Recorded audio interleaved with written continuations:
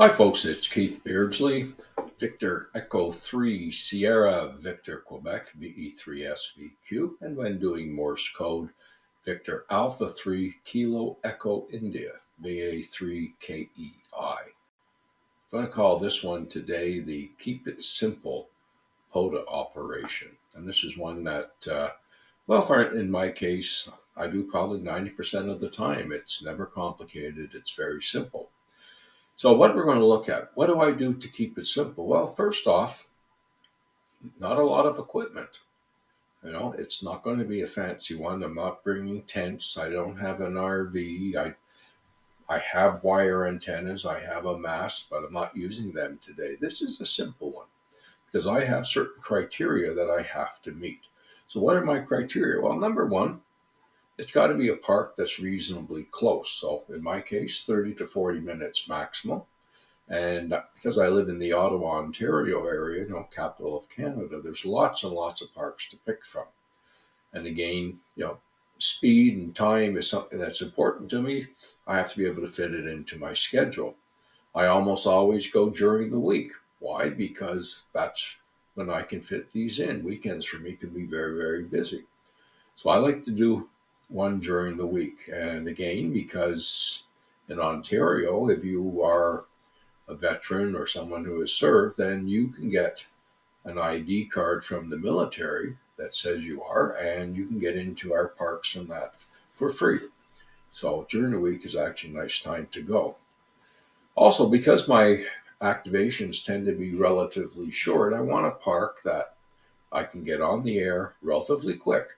Um, I can't spend half an hour putting up wire antennas, testing, and all that stuff. I want to be able to go drive in, set up, get on the air probably within 15 to 20 minutes would be the ideal.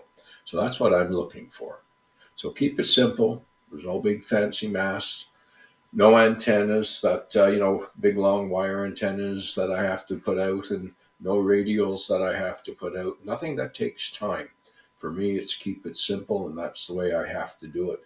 I still have as much fun as somebody else. I admire those people who can go out and spend a weekend there. I think that's fantastic.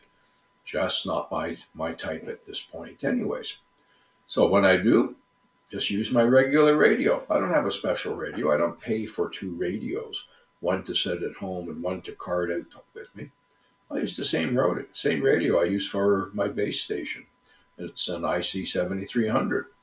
And I've seen people on YouTube say, oh, those radios just use too much patio power. Well, you know what? It's fine for what I do. Works well. Has a built-in tuner, so I don't have to worry about bringing a tuner with me. And even operating at close to 100 watts, I don't have problems. So if I was there for an entire weekend, maybe. But the idea here is keep it simple. Anyways, let's see where this goes.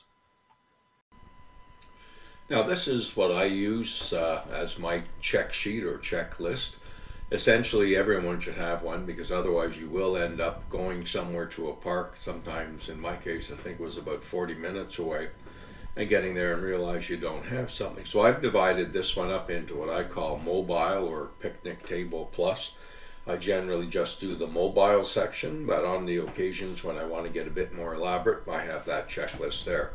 Absolutely essential that if you want to keep things simple, and you don't want to make complicated mistakes, bring this along, check it out as you pack your material. Now, the other item that I bring with me you can see here, and in this case it's a very simple sheet of paper. I've divided it up with the information I need to have a successful Pota log, and that's it, nothing fancy. Now, the main thing here is there are 10 to a page, so I know exactly when I've hit the number 10, I know when I've hit 20, 30, and so on.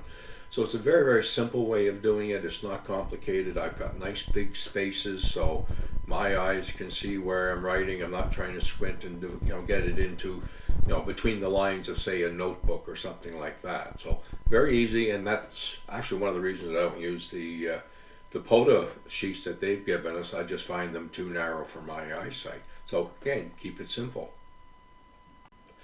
Now this page here is, again, this is an optional thing. I just like to be polite when I'm on the air. I don't like to aggravate people unnecessarily. And, part of being in ham radio is to be cooperative. And this is something that's put out by the ARRL that just shows some of the key frequencies. So if I am activating, it gives me an option to look and say, geez, maybe you better not do 230 because that's SSTV and so on. So it's just a matter of being courtesy, and also gives me an idea as to what frequencies I should probably avoid. Now I make it a bit more complicated when I go. This is my radio, the IC7300. More than adequate for what I have. I don't have two radios, a separate one for parks and a separate one for a base station. So this is the basic radio. Now, for a microphone, you can just use the one that comes with it. In my case, I like a bit more, so I bring my Pro 6 with me.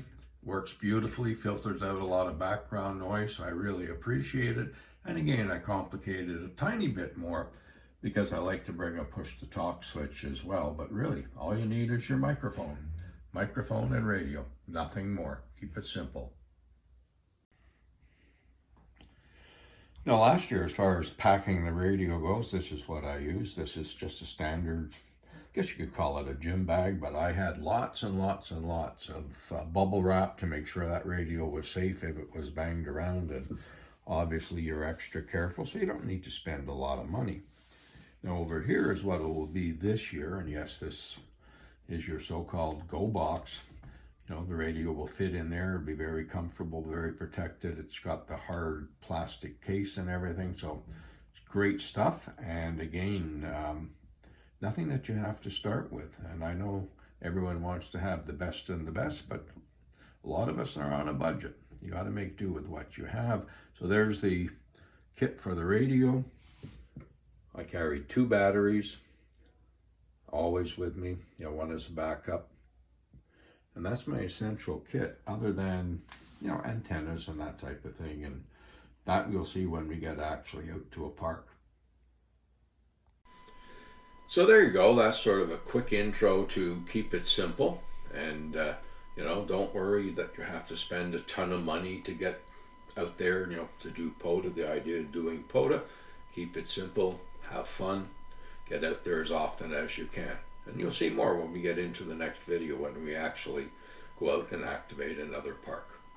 Keith Beardsley, Victor Echo 3, Sierra Victor Quebec, and VA3 KEI, wishing you a great day. Pota on.